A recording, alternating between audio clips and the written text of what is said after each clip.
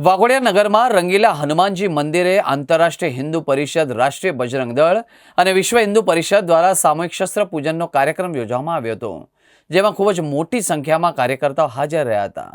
AHP અને રાષ્ટ્રીય બજરંગ દળ દ્વારા નવરાત્રી દરમિયાન તાલુકાના ગામ ખાતે શસ્ત્ર પૂજનનો કાર્યક્રમ તાલુકાના કાર્યકર્તાઓ દ્વારા યોજવામાં આવ્યો હતો. આજે એએચપી, રાષ્ટ્રીય બજરંગ દળ સાથે વિશ્વ હિન્દુ પરિષદના કાર્યકર્તાઓ મોટી સંખ્યામાં એકત્રિત થયા હતા.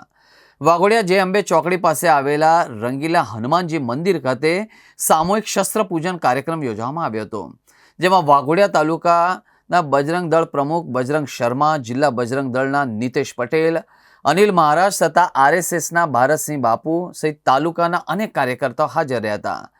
જય જય શ્રી રામ તથા હર હર મહાદેવ સાથે વિધિવત શસ્ત્ર પૂજા કરવામાં આવી હતી. સ્ત્રી સમાજ, ધર્મ, સંસ્કૃતિ અને રાષ્ટ્રના રક્ષણ માટે શસ્ત્ર અને શાસ્ત્ર બંને માટેનું મહત્વ વિશે સમજ આપવામાં આવી હતી.